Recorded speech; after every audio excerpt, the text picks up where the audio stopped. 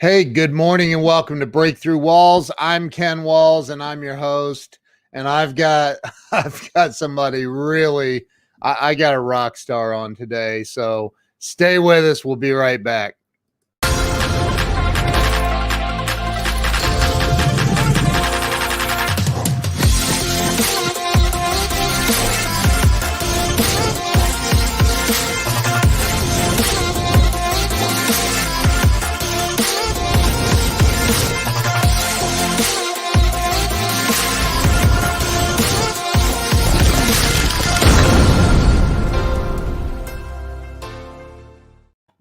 And we are back. Let me bring Mr. Tommy Mello on. Tommy, welcome to the show. Glad to be here. How you doing, Ken? Dude, I'm great, man. I'm excited for this interview because rumor has it you're like the number one garage door company in the world.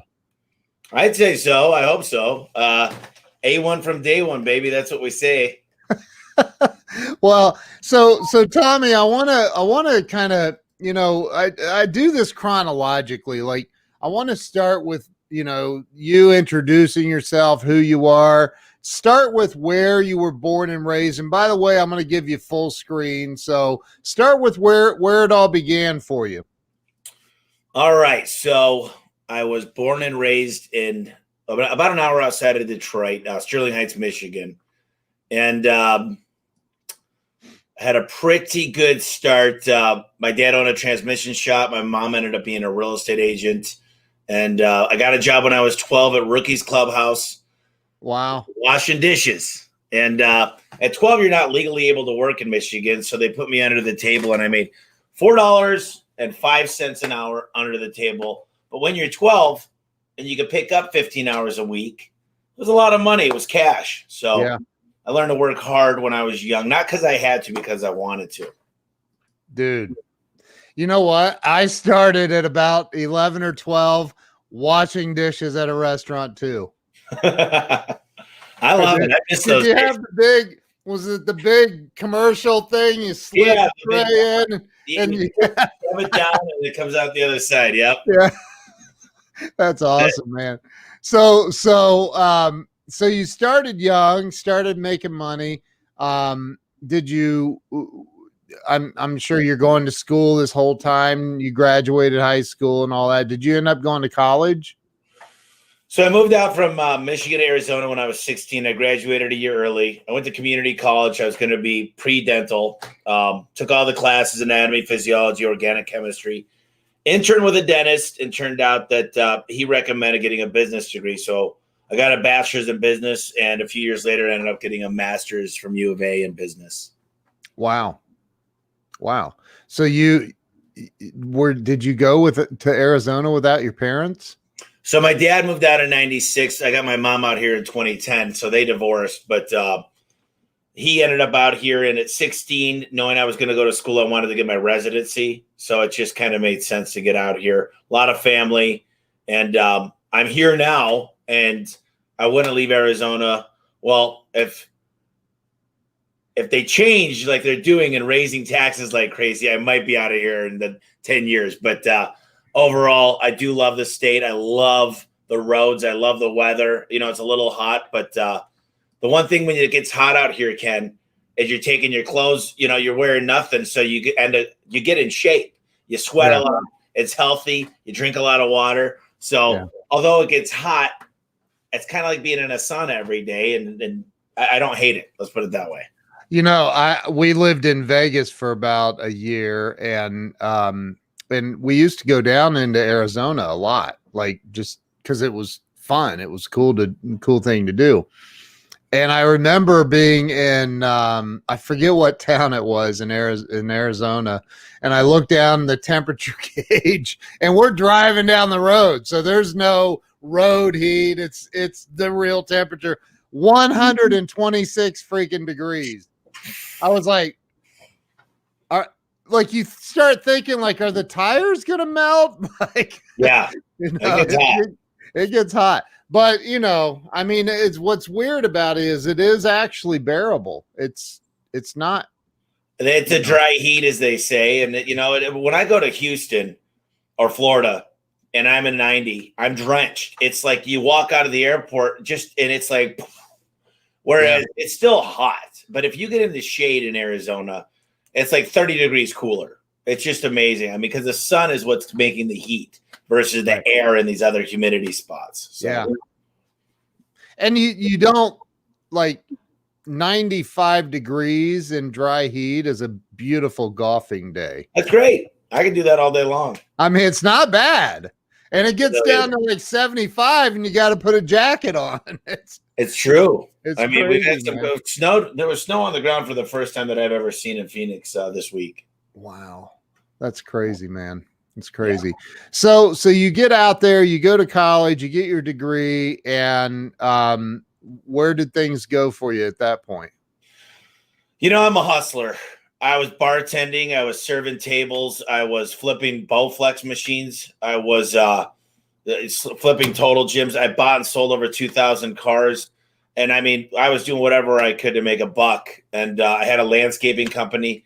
And what I realized was when I wasn't working, making phone calls, hustling, I wasn't making money. It's kind of the rich dad, poor dad story. So I determined, how could I get wealthy instead of making money and becoming rich? What that means is I make money when I sleep.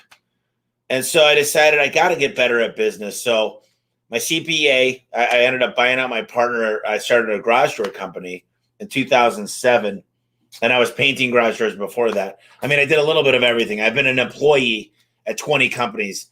You know, Ken, I love the people that tell me, they give me lectures on what it's like to be an employee. When I was an employee for 20 different companies. So I love speaking from both sides. I'm an owner and I've been an employee. But, you know, I started the garage door company. 3 years later, I bought my partner out, and my mom and my stepdad helped out to kind of grow the business. But yeah, I know what it's like to be on both sides, and it's a lot of hard work, a lot of relationships. I can tell you that this year I hope to crack 100 million. We're expanding fast, and there's a lot of opportunities that are presenting itself.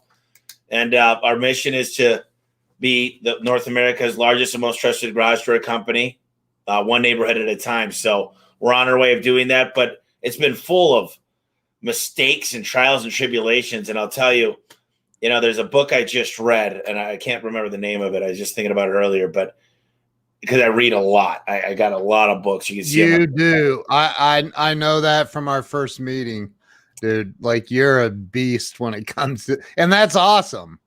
I'm obsessed. Yeah, the book.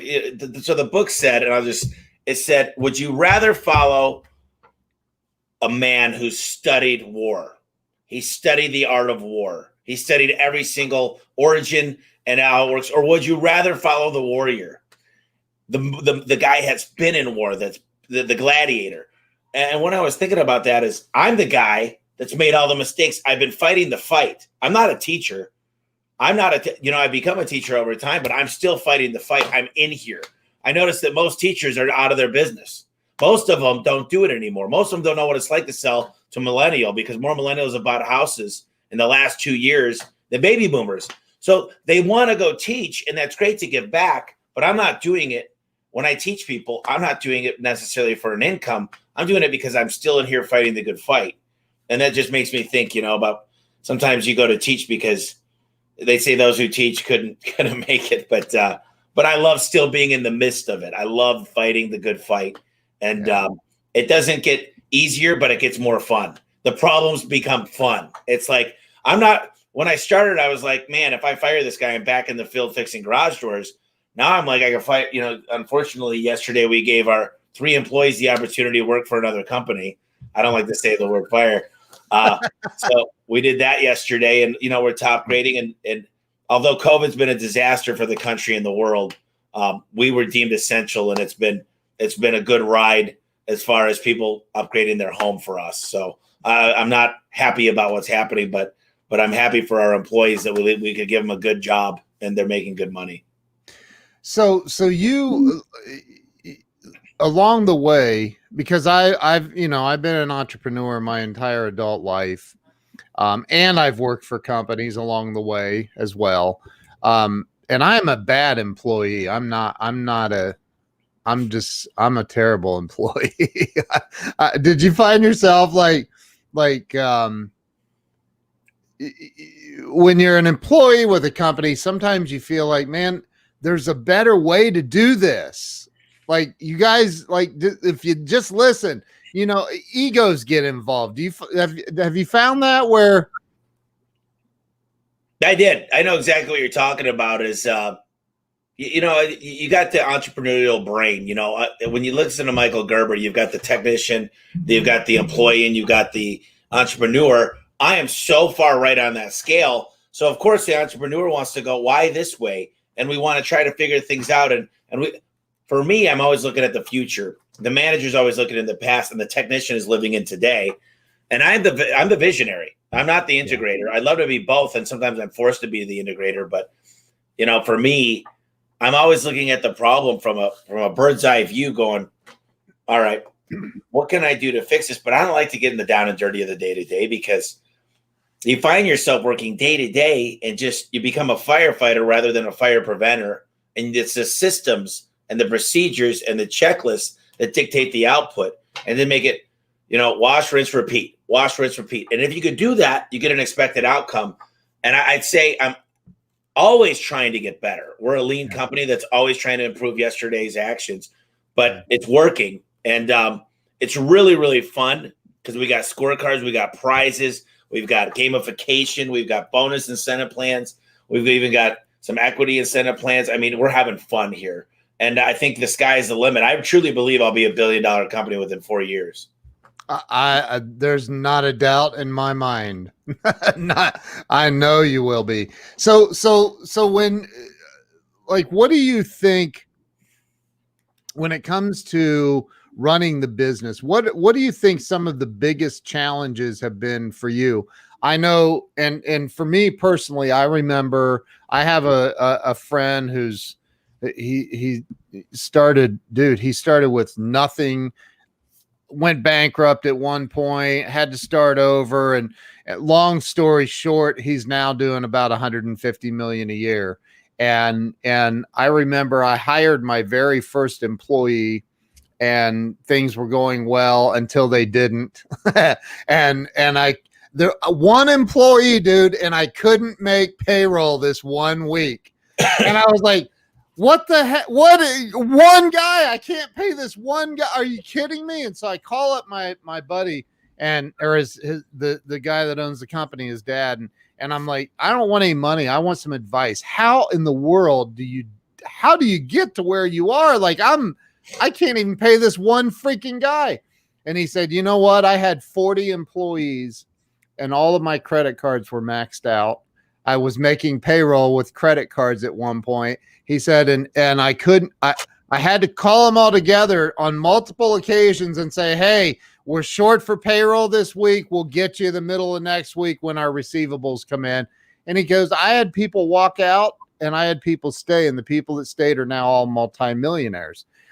My question is, have you hit any walls like that where you're like, God, how are we going to make payroll, or, things like that? Have you hit anything like that? Ken, I've been in business for about 15 years. In this sole business, I've used credit card points and cashed them in to give a person a Christmas present. I've had people steal from me. I've had the police. I've had cars get totaled. I've had people in the hospital. There's nothing that I have not seen. I've had people steal from me. They lie to me in my face, to my face. The fact is, if it could happen, it will happen. And it's happened to me. And I'm not saying it's been bad, because each one of those stories taught me another lesson. I had a hard time trusting people. Now I don't open my own mail or my email. I've hired around my weaknesses. I realized that 1A employee is 3B employees, literally. I realized that talent acquisition was a pain for most companies. So I had to change what I was doing.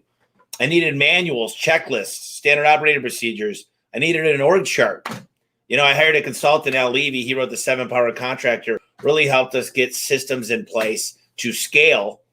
And I took what he taught me and actually ran with it. But like I said, it's all about just how do you inspect what you expect. And then what I've learned in this new age is We buy pizza, we buy lunch, we buy breakfast, we take the guys bowling to Topgolf. We have a lot of fun. I mean, we have a golden tee machine. We've got a big buck hunter machine. We've got, the flaps, pinball, basketball. We've got grills. We've got, you name it. We've got ping pong here. And what I've learned is recording that stuff, having fun with the employees and them having fun with all the management and doing fun stuff all the time. Yeah. People come to us and they're like, we want to work there. Like, we've got better opportunities all around us, like as far as pay, but we know we can move up fast. And we pay really good. But you start out here and it's always performance pay. So there's no such thing as tenure.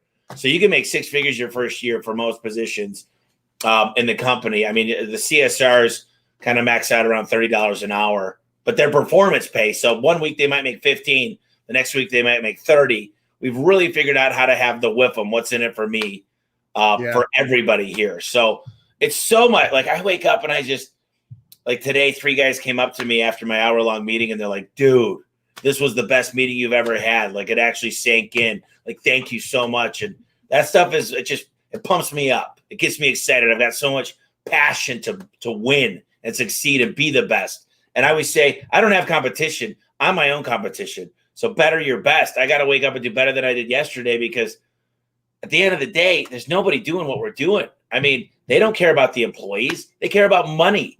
I care about a legacy. I care about doing something no one else has done. I care about making all these people. We're feeding over we just passed 304 employees. Wow. And that's cool, but I'll be at 1,000 by the end of this year. Wow. And it's harder to get from 1 employee to 5 than get from 300 to 1,000. I'll tell you that. Dude, you've got, like, just sitting here watching you on camera, like, you've got this, you've got this energy, man. I see it. I think everybody watching probably sees, like, you look like you're ready to just pop up out of that seat and go run through a wall, man. I am ready. Hey, look, I get excited, and that's why I got a lot of drive, and it keeps me going. I mean, people are like, why do you go there in the weekend? I go, you like to watch big guys play football because you never played. I enjoy going in and making success. And I do that. I enjoy sharing it with my podcast, and I enjoy having, people said, why'd you start a podcast? You give away all your secrets. And I said, because I get to talk to really, really smart people. And the whole time I take notes and I'm like, whoa, never thought of that. And actually what they don't know is if I do 2 or 3 podcasts, even like this, this is counseling for me. This is me letting go of some things, bringing some things in. This is the best counseling you could ever want. And, it's fun.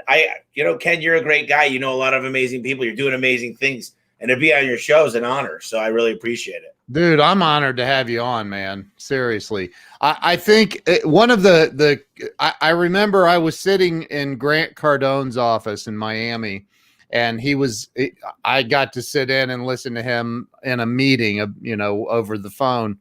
And one thing that you're doing that's exactly the same as Grant Cardone. So there's hope for you, dude.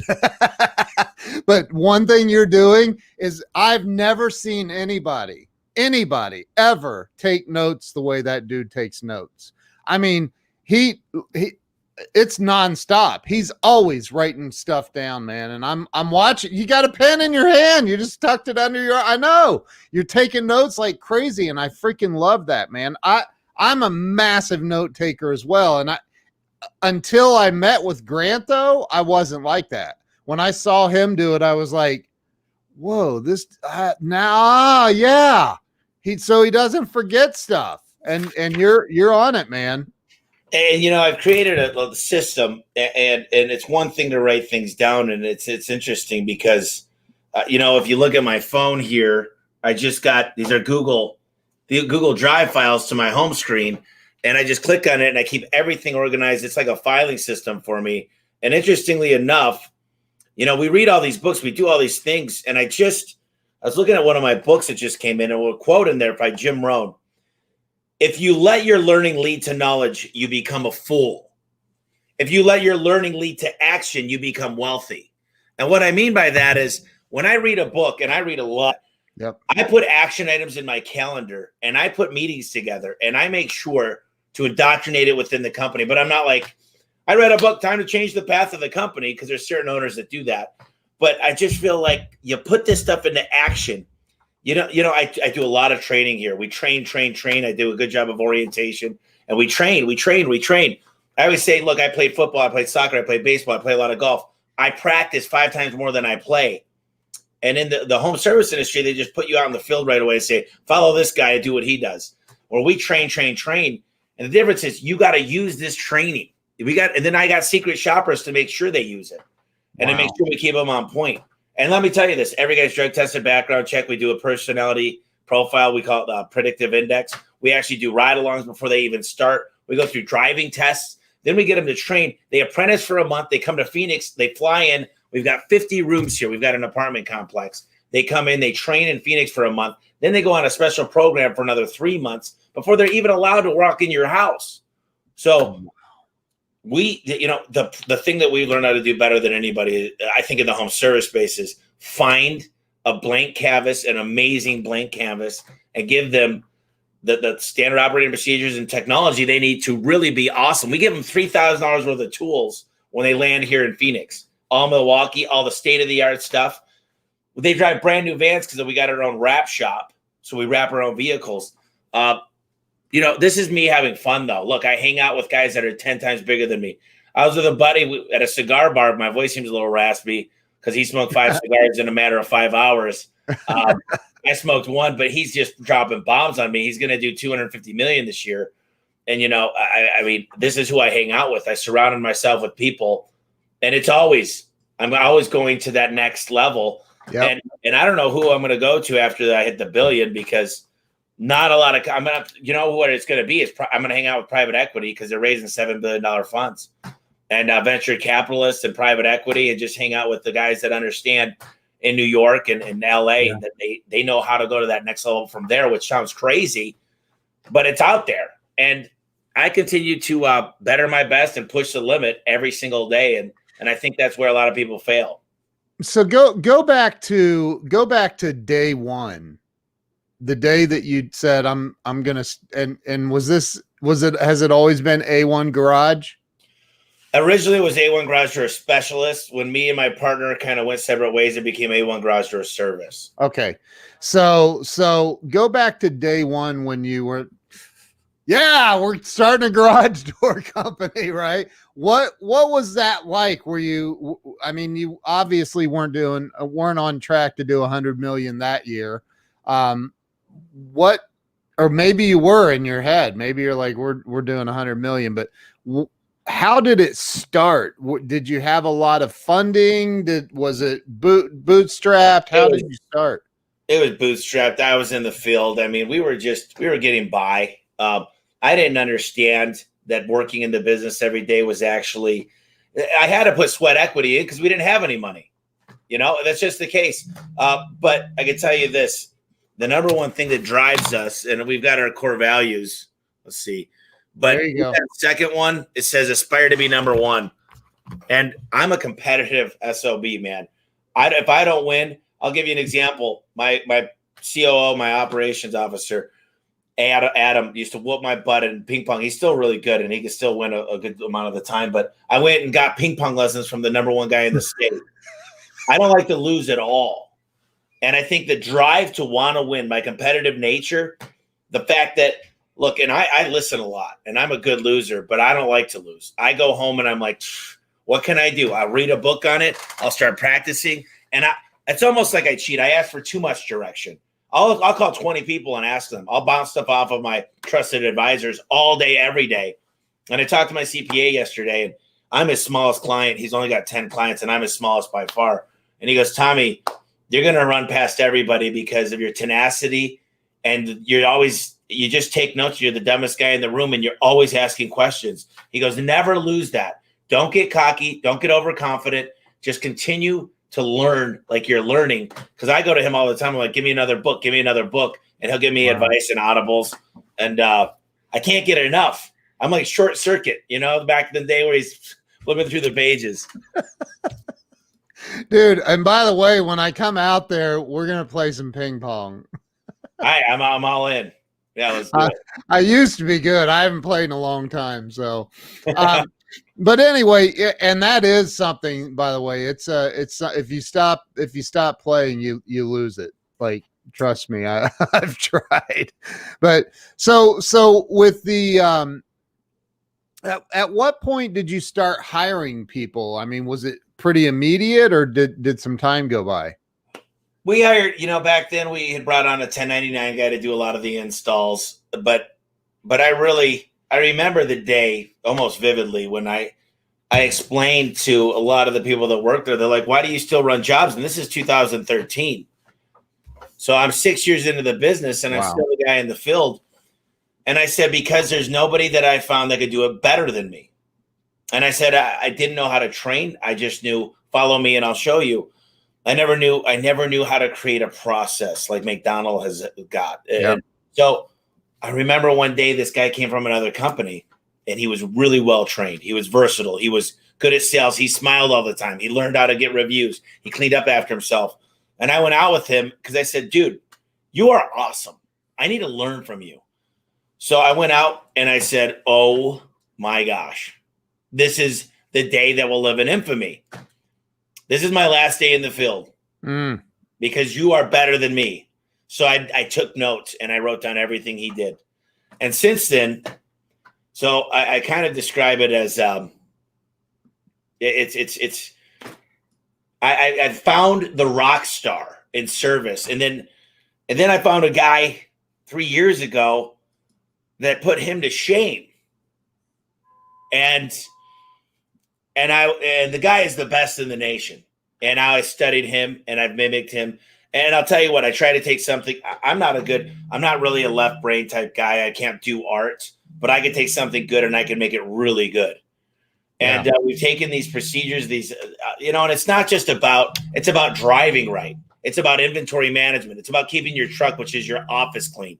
It's about respect for the other people that work here. It's about making your clients happy and cleaning up after yourself. There's all these things that we have.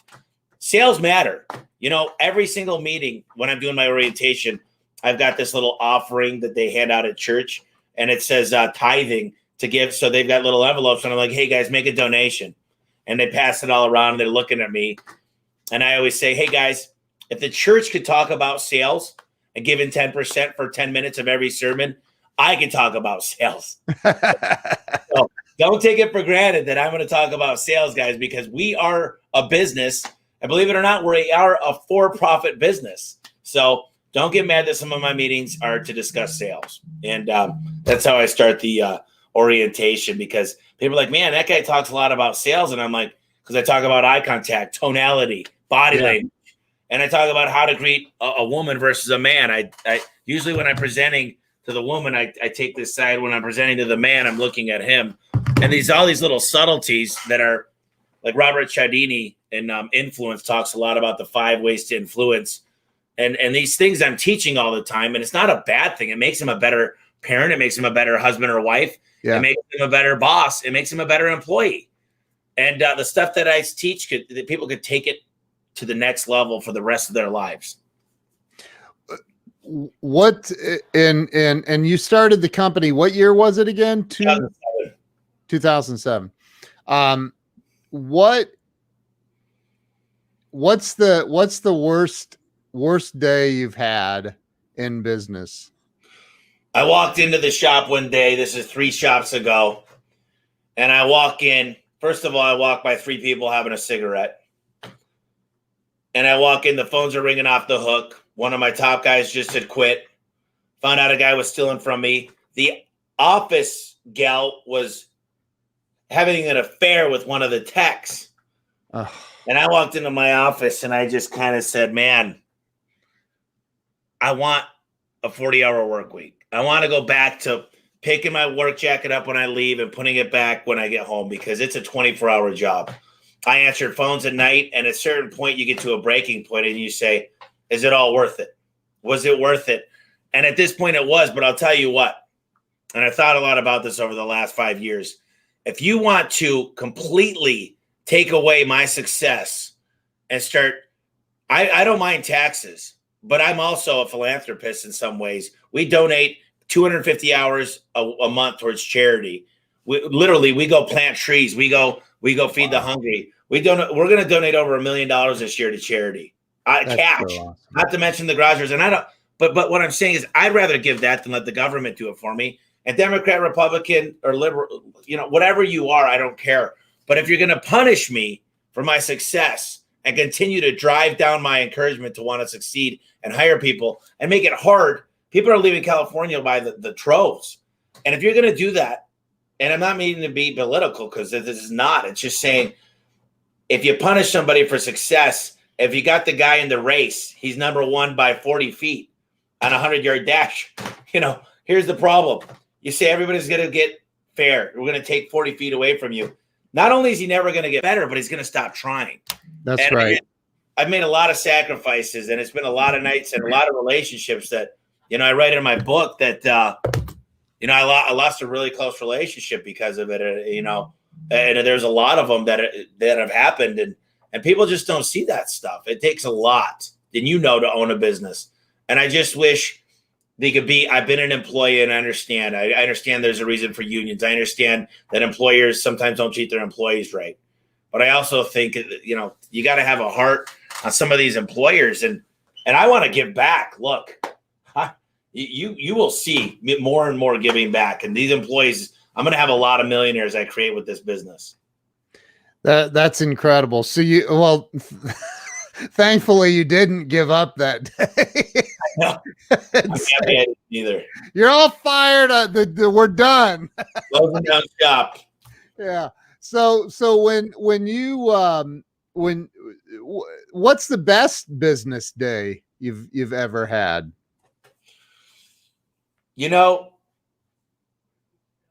There was I don't know, maybe a year, maybe a little over a year ago.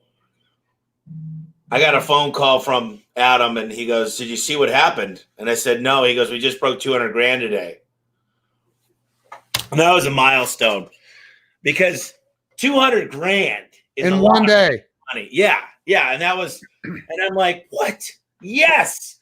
And I was like popping champagne, and we were partying. It was just like, dude, it was just this feeling of like $200,000. And now it's like, I take it for granted because now I'm like, when's going to be that $500,000 day? Because I feel like it's a quick path. But that day to me was like all the sweat, blood, and tears that went into this. And, we got this office and everybody pitched in. We tore the floors out. We've had wheelbarrows. I mean, there was 50 people here and people were bringing their husbands and wives. And we redid everything where my stepdad was painting the walls. My dad was here. It was like crazy. And, we've got a really nice office and everybody contributed. So when I walk in here, there's a sense of pride and ownership and I want everybody to have that pride and ownership. They just say, we built this together. We're here. It's 35,000 square feet. I'm doing 2 tours today. There are people that come from all over the country, even Australia and Canada, to tour this building and see what we're doing. And to me, that's just, the feeling is, it's just fun. It's like, it feels a sense of accomplishment, like we've done it. But and the time I feel good and pat myself and say, hey, we done good. I'm like, we are in the fetal stages of what this will become. We are tiny. I feel like I just got started yesterday. I'm not in the garage door business. I'm in the technology and process and people business. Oh my God. I'm so glad you just said that, dude. I'm a really good friend of mine. He's a client of mine. His father is the founder of Little Giant Ladders, and he's a good friend of mine. Literally just left Utah and moved to Phoenix. He's in Chandler. Okay. And I'm going to introduce you guys and have him come. They're the 3rd largest ladder company in the world now, man. And you remind me, I've heard Doug's told me all these stories about his dad and how you remind me of that, like just your energy, like you can't even sit still, dude. You're sitting there in the middle of this interview and you cannot even sit still. I freaking love it, man. Your energy's off the charts. So I'm going to enter. I got to remember that. I want Doug to come over and meet you, man. He will too. So you're on your way to $500,000 a day. and which is absolutely phenomenal. It's phenomenal. When it comes to customer service, how important is customer service to you? Because this is something that I talk with people a lot about, is if you want to improve your business, improve the way that you treat the people who are paying you. You know, it's called the Net Promoter Score, and they got to be able to recommend you to someone else. But what I try to do is the raving fans, right? I try to get these people to where they get a text message on the way and they get a video and this explanation about the tech, about how good of a dad he is. And hey, he might look crazy and bigger, but he's a teddy bear inside. And we try to make people laugh and try to have that wow experience. And so we've got an 8-step process. The last process is we blow the whole garage out. We leave it cleaner than we walked in. We put our stickers up. We register their warranty. Wow. And we make them feel good. We run the door 4 times and say, is there anything that you don't like or feel out of place? We walk through how to maintain the door, where to lubricate the door, how the safety eyes work. And I'm just going for that wow experience because people share that online. They do testimonials for us. And, you know, I listen to phone calls randomly. And I've got the great ones. And I'm more of a carrot guy than I am the whip. But we had this guy, he got on the phone and he's just super just happy for works for us. And I'm like, man, this is so great. Like, to emulate making somebody's day. The garage door just broke and we're sitting there, we're going to make it better for them. And, you know, this is the largest moving object on their home. It's 40% of your curb appeal. It's the only thing that gives you 100% return on investment. I call it the smile of your home. And it's wow. Literally like you use this more than your front door. And when we could just wow a customer and be real with them. So, Ken, here's a quick story. I'll be quick about it. One day I walked into the call center and the gal's on the phone. And this was about 1.5 years ago. And she goes, Tommy, I wish you were here 5 minutes ago. I lost the call because we couldn't get the guy in Wichita out fast enough. And I said, hold on. You talking about Charles? Because I know he's working. And he goes, yeah, Charles. She goes, yeah. So I called Charles. I was like, dude, are you on your way home? He's like, yeah. I'm like, if I get you a call real quick, can you run it? He goes, yeah, boss, anything for you. You know, if I call, usually it gets done.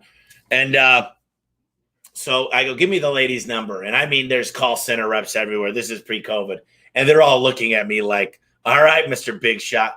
I loved it. So I call the lady and I said, hey, Linda, how are you today? She says, I'm good. Who is this? I said, this is Tommy. I'm actually the owner at A1 Garage Door Service. How's your day going? She goes, I'm really good. You know, my garage door broke. I know it's a little bit later, but I already called another company, so thank you very much. I said, oh, no problem, Linda. I said, do you mind if I ask you who's coming? And she named the company, and I said, oh, great company. Great company. I said, do you mind if I ask you how much they're charging to come this late? And it was only like 8 o'clock there, but she said it's a late charge of $75. And I said, listen, Linda, I can appreciate that. And thank you so much for taking my phone call. I've got Charles. He's about 10 minutes away. And I said, I could get him out there. And you know what I'm going to do? I'm going to waive the fee. I'm just going to get him there to take care of your problems. I think you're going to love Charles. He's the sweetest guy. And she goes, you know, Tommy, I feel really disrespectful. I've already booked with the other company. I just can't do that. I said, no problem, Linda. I'll cancel for you. You already gave me the company. And she starts laughing. And she goes, you know what, Tom? And I go by Tom. She called me Tom on the call. She goes, you know what, Tom? I'm going to call them back and see what I could do. And I'm sitting there, and it was like, dun, dun, dun, dun, you know, music. It was, I felt like Alex Trebek, you know. Yeah. And everybody's watching, and boom, the phone rings. And I grab it, and I said, hello, A1 Garage Door Service. How can I help you? And she goes, hey, Tommy, it's Linda. I canceled. Come on out. And I was like, boom. And I high-fived every employee. And I was like, that's how it's done. It literally made my day. But this is the stuff I live and breathe for, you know? That's that. And Linda is a raving fan, I'll bet. Oh, you know, we do get 1 stars and 2 stars.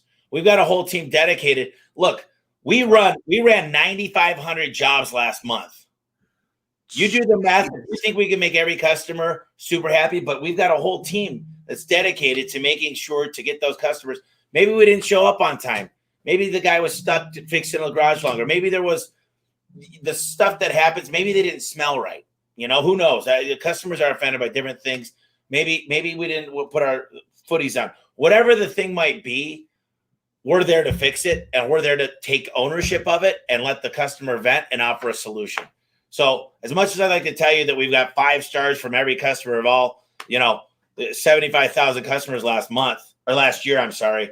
But it's crazy because now we're in 15 states, but we're also in Detroit and Grand Rapids. We're also in Milwaukee and Madison. We're also in Phoenix. We're in Tucson. We're in Prescott, and we're in Lake Havasu. I mean, so just because we're in 15 states, we've got about 27 markets now. That's incredible, dude. That is so incredible. That's incredible. Wow. So when are you coming to Ohio? It's on the map for this year. If I have my way, and my way's always, so Adam's my brakes. I'm just full gas pedal to the metal. So I need some people around me to say, slow down, dude. Let's just make sure we're doing, I call it the hockey stick. We get going. And then all of a sudden the KPIs, conversion rate, average ticket, booking rate, and cost per acquisition, they all line up. And that's when we go straight up. And that's when people are like, how the hell do you do it? And I'm like, because everything's got to match. You cannot spend the money on billboards, TV, or radio. Those are the big ones. Those are the expensive ones. Unless you're making customers happy and you're educating the customers. We say build rapport, educate, and follow up. And if you do that properly with the right systematic approach and use the technology stack to help, you're going to do an amazing job. I'm probably going to Florida soon because there's a it's confidential, but I could say because I'm not giving it out. I'm working on a letter of intent for a company, and we're getting into acquisitions. And the fastest way to grow is to acquire and putting them under my platform. So that's how you stack a company and go straight up. But there's a lot that goes $1 billion. That's how you get to $1 billion. It is. Dude, that's incredible. Jim Packard said you need to be more excited. Jim's a great guy. Huh? Jim's a great guy. Jim is a great guy. I know Jim from Send Out Cards days. So The Consistency Chain. Have you read that book? The what? Consistency Chain. No. It's his book. That's his book. It's Jim's book? Yeah. I've not read it. Jim, I'm sorry. I'm going to write it down. So let me ask you a question. People want to own their own business. There's all kinds of people that I got to have my own business. I want to be an entrepreneur. What do you think holds people back from, and I realize that there's a lot of people that will never do it. They'll never become a business owner. They'll always be an employee. And that's cool, man. You have employees. You need to have employees. I need to have employees. Jim's going to send me a copy. Wow. So, what do you think stops people from taking that leap of faith? I mean, you could have been an employee the rest of your life, but you took a leap and said, no, I'm going to do my own thing. What is that? What do you think that switch is? Well, number one, it's got to be in your blood. I think there's some people that say, I wish I could own a business, but they really don't feel that they got look, leaders are not born, they're made. I truly believe that I've learned how to be a leader. No one said, no one put a spoon in my mouth when I was a kid and said, boom, you're a leader. Readers are leaders, number one. And number one, they don't have enough money to start. I always say to entrepreneurs, you want to know how to start? You go find the biggest company that the dream you want to become. You walk in there with an empty notebook and you walk out of there with a full notebook. You go visit the company you want to become and you ask a lot of questions. And you plan it and you get out of your hometown. You go somewhere where you could fly as far away from your hometown, get out of your comfort zone. And then you just simply to get to $1 billion, I had to write down $1 billion on my whiteboard. And then I said, if my average technician does $500,000 a year, if I could get it to that, then I need 2,000 technicians. So I had to say, how many do I need? How many years? How many this year? How many this quarter? How many this month? How many this week? And I backed into these numbers. And I don't think these people, they have a dream. Just like there's so many people out there that they always have these goals and these dreams and these big aspirations of what they're going to do with their lives, but they don't take action. Just like that quote I said earlier by Jim Rohn. They do not take action. if you want to get on a diet and you want to lose weight, what's the best way to start? Start now. So many people say, I'm going to start in a couple weeks. I'm going to wait till New Year's. I'm going to do blah, blah, blah. They never get started. If they have a dream, you need to implement that dream. You need to think about that dream, reverse engineer it, and figure out what needs to happen today, not tomorrow, not next week, not next year. And then, you need to stay consistent, like the consistency chain. You need to make sure you need to eat good every day. Like you talked to me about the 75 hard. And the thing is, you can't skip a day. You need to do what you need to do because guess what? Business never sleeps. Garage doors never stop breaking. I don't care what time it is. They break every second of every day. And when you realize that, people just don't, they go, God, that's scary to me. Not to mention 9 out of 10 businesses fail. I mean, some people don't get married because they think they're doomed to fail because they don't think they're stronger than the average bear. They think they go off of stats. I think there's not a lot of companies that do $100 million.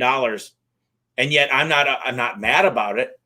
I'm not mad that we're only going to do 100 million. I'm like, but this is just the beginning. Probably for me, I used to want to do 100 million. And now at an older house I lived in, if you walked out of the shower today, I guarantee you, unless they figured out a way, when that gets heated up in that bathroom, you can still see the $100 million written on the mirror when I got out of the shower. That's freaking awesome, dude. Hey, my buddy Glenn Bill, the great Glenn Bill's on here. You need to be on his show, dude. He's got a great show podcast. So, the Get Attitude podcast, you'll love him, man. So how Grant Cardone taught me something that I've followed, not to the T, because I'm human and I'm flawed. But that is writing your goals down twice a day, every day. And he says, the average person maybe writes them once a year. And if I write them every day, twice a day, by the end of a year, I've written them 730 times as opposed to once. Which one do you think has the better chance of winning? Right. So how often do you write your goals and how focused are you on your goals and expanding those goals? So I wouldn't say I write them every day, but if you listen to this, you're going to be a billionaire. Don't forget it, Tommy. And then I've got this everywhere around me. Oh my God. Hold on. Let me go full screen on that. Dude. That is freaking amazing, man.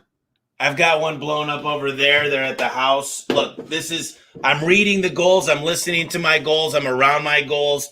I'm always looking at my goals. And I'm always saying prioritization. What do I do today?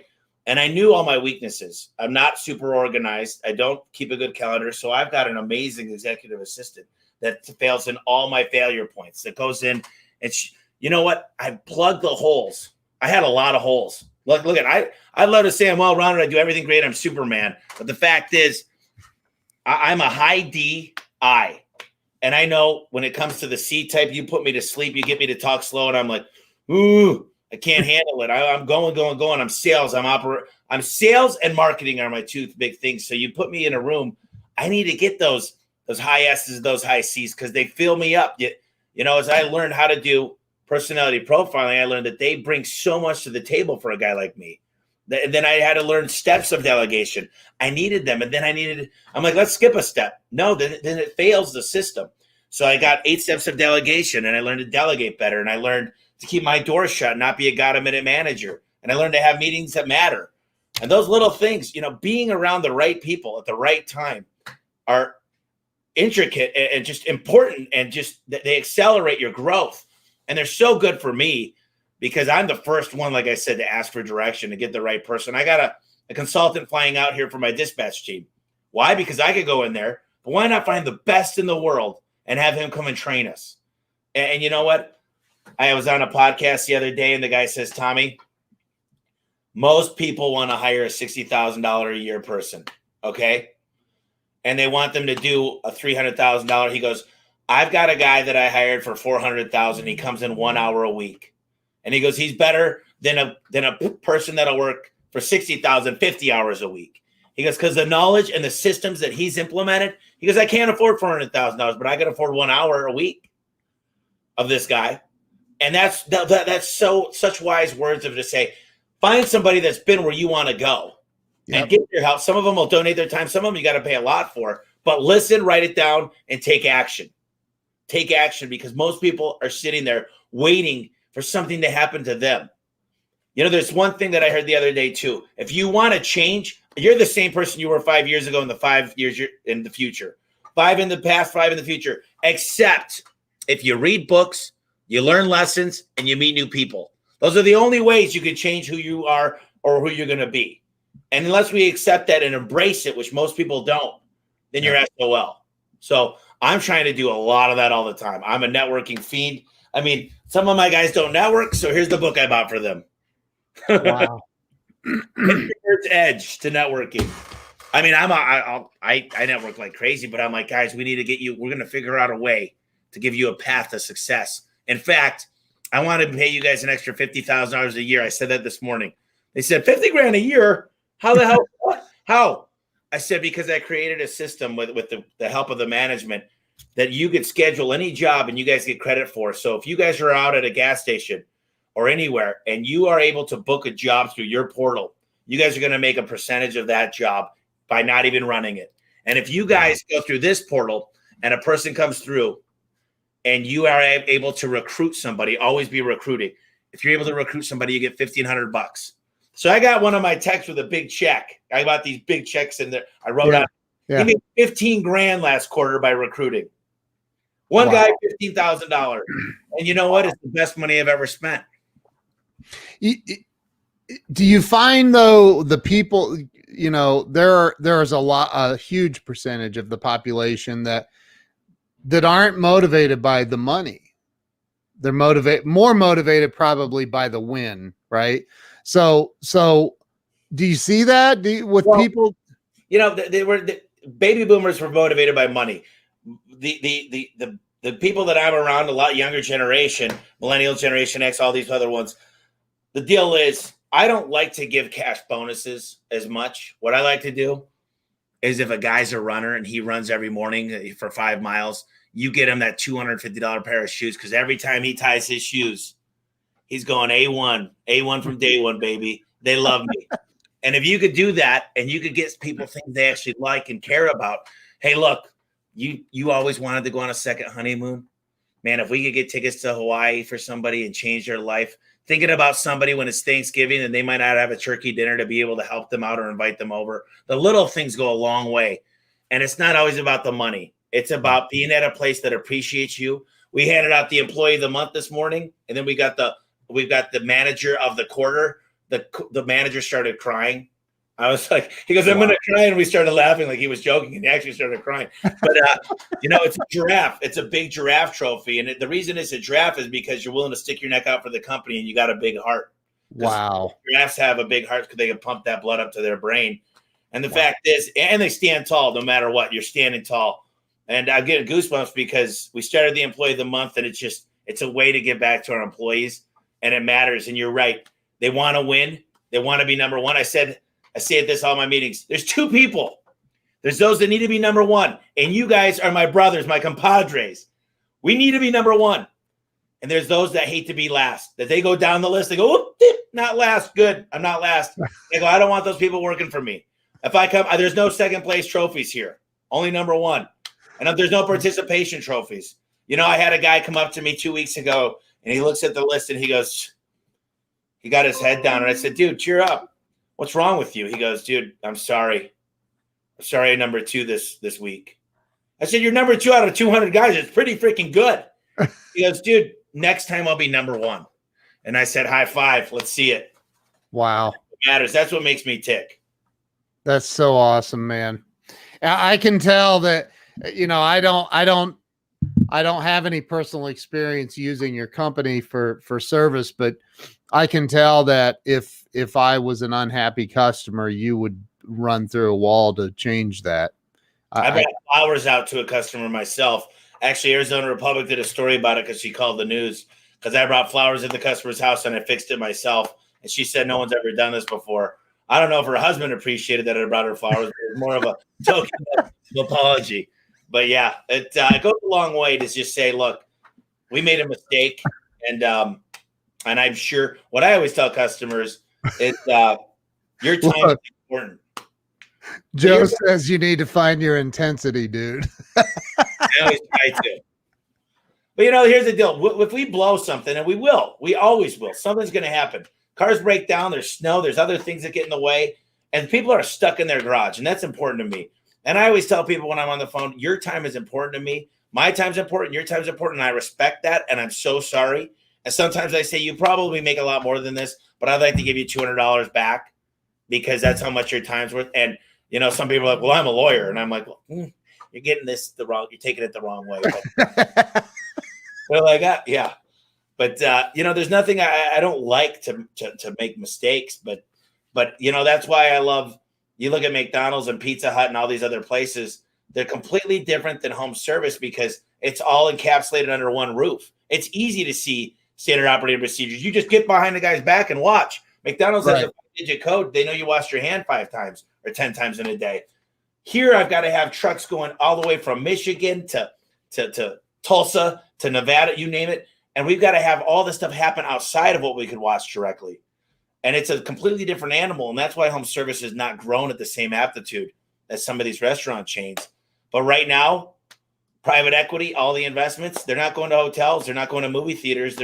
This is the only time. COVID has changed the whole dynamic. And I got to tell you, I've probably talked to 50 private equity companies in the last 3 months. And I understand now the scariest thing, and I want to tell you this, Ken, is I could grow this business massively. It's to grow as fast as I want. I'm going to need a big bank. And the scary thing that could happen to me, like it happened to all these other people, is that the bank could call my note at any time.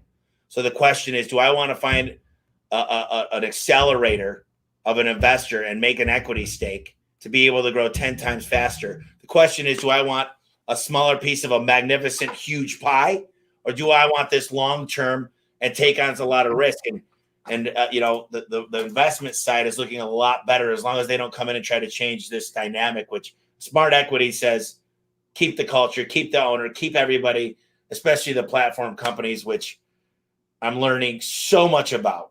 If you guys get a chance, anybody that wants to learn this is a buddy of mine, and he wrote the private equity playbook, Adam Coffey. And the reason he's a friend of mine now is because I was on a plane reading his book and I took a picture and I tracked the guy down on LinkedIn, and he calls me and he goes, dude, I've been waiting for the day that somebody tracked me down and read my book on a plane. And he goes, is there anything I could do for you? And I said, yeah, can you come on my podcast? And he's literally like, he's the largest commercial HVAC company in the world. Wow. And he's teaching me acquisitions and how to do it. So be thirsty, be hungry, go out there and get it. Don't let it come to you. You said, why aren't more people business owners? It's because I'll tell you what, I feel bad for my competitors. And people say, what if don't you wish there were 10 of you, Tommy? I said, hell no. If I had 10 of me, I'd have 10 really, really annoying competitors. I would be going at it all day long. I'd have to get in a different industry. Dude, that is funny. All right. Everybody in the comments is asking if you would hold up the they want to do a screenshot. So hold it up so they can all do a screenshot. Back up just a little bit with it, Tommy. There you go. Right there's your screenshot, and good. Dude, that's awesome. I'm gonna go back. You know what? Listen, I'd never rewatch my interviews. Very, very rarely, man. I'm rewatching this one, man. You've dropped millions and millions of dollars worth of nuggets, man. I have one final question for you. With COVID and everything that happened in 2020. The suicide rate in the world, but we'll talk about the US, has gone through the roof, man. People are giving up. They've lost hope. And for anyone watching right now that may be, look, I'm being real here. Since we're being real, I had a car repossessed in front of all of my employees one day. And it was at that moment, literally, I thought my life is over. I really did. It's the most humiliating freaking moment of my life. when a big guy that worked for me, boss, there's some dude looking in the windows of your SUV. I'm like, well, tell him to get the hell out of here. And he's like, he's got it blocked with his tow truck. I'm like, son of a, but so for the people who maybe their electric's been shut off and their car's been repoed, or they're, they can't figure it out and they're at the end of their rope, man, what do you say to that person to give them hope and get through this moment? I can tell you that sometimes you got to hit the bottom, and the bottom is not a bad thing if you embrace it. If that's what it takes, what it does is it changes your life. It changes the way you breathe. It changes the way you look at everything. And when you hit the bottom, and trust me, Grant Cardone, some of the best people in the world have hit the bottom to get back up. And the hardest part is getting back up and going back out and fighting for what you need to fight for. And there's times, look, COVID, we lost a lot of lives. There's things that have happened to us. And look, some of us do fall to victimization, but it's time to not be a victim, and it's time to go out and get what's yours. Because right now, no one else is going to do it for you. So right now, there's a lot of things that have happened. The government's taking over. It's hard to go back to work because you're a server. You might be a bartender. You might work at a hotel. But let me tell you something. There's other industries. There's other things that are opening. There's doors that are opening. For every door that closes, 2 opens. And you know what? Inflation's going to happen. But you know what? When inflation happens, there's a way to win too. I talked to a guy yesterday, and he said, Tommy, you know what? If everything happens and it goes to the sideways, he goes, me and you, we're survivors. We're going to make it no matter what. I'll short a stock and make money when it goes down. There's a way to win every opportunity. There's somebody always winning. And all you got to decide is, are you going to be that winner, or are you going to stay a victim? Are you going to let that keep you down forever? Because there are people that say they've got every excuse in the world of why they can't win. They tell me it's the time of year. It's the seasonality. It's the neighborhoods I'm going to. Tommy, my car, the dispatcher doesn't like me. I don't think the coupon. And I'm like, look, give me an excuse of why you're going to win today. Tell me what you're going to do differently than you did yesterday. Talk to me about, people say when the cup's half full, half empty, if you can see through this cup, if it was this big, I'd say that's a full shot.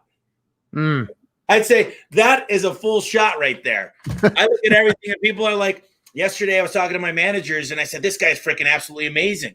And he goes, well, he's only been here 2 weeks. And I go, he's only been here 2 weeks. Imagine what he's going to do. The difference is he said, he's only been here 2 weeks. How can we say that about him? He's in his honeymoon. And I go, but he's only been here 2 weeks. He's setting records. So there's 2 eyes. There's 2 ways to look at things. And if you look at it, that there's a really, really good opportunity in everything. And when you're down on your luck, man, that's just the time to get back up and fight a little bit harder. Jerry Eisenhower was watching. I'm not sure if he's still on, but Jerry, thank you for introducing Tommy and I. Tommy, this has been absolutely phenomenal, man. I'm so grateful to know you, call you a friend, and I'm very, very grateful to have had you on. Yep, Jerry is still watching. So, Jerry, thank you, brother. I appreciate you. So, Tommy, thank you for your time. You've invested in everybody watching this. Thank you so much. If you don't mind, hang on for a minute. I'm going to end this. I'd like to talk to you real quick after this. So, Tommy, thank you. Everybody go follow. Where's the best place to follow you on social? You can go to homeserviceexpert.com and there's some stuff on there, or just social media. Then I got the Audible book, Home Service Millionaire. Oh God, we didn't even bring that up. Jeez. Hey, it's fine. Hey, it's still going. So, it took me 2 years and I've got 12 co-authors, people that are way smarter than I am. And the reason I really wanted to tell people that the home service place is a place you could be a millionaire. And it's the most estimated industry in the world. And I'm telling you right now, it's the most needed. We're essential. And 12 co-authors. I got the CEO of Valpak and the CEO of Home Advisor and all the people that are really, really smart. And they all co-authored it for me. So the book and the Home Service Expert podcast, and I'm all over LinkedIn. I'm on Facebook. I'm on most social media, or you can just email me at a1leadmanager@gmail.com. That one gets to me fast. And appreciate everybody. If you want to come visit, we're right in Phoenix by the airport. Do a walkthrough. I always have fun with that. And thank you for listening. And Ken, you're the man. I really appreciate this. Dude, thank you so much. I've got the book title scrolling. I will add your book to my Amazon influencer store and create a link, and I'll put that in the comments after this as well, so everybody can grab a copy of it. Thank you. Tommy, thank you, man. This has been phenomenal. So hang tight for me. I'm going to end this. Thank you to everybody who's watched and shared this out. If you didn't share this out, there's still time to redeem yourself and share this out. So, Tommy, thanks, bro. I appreciate you. Thank you. All right. See you guys.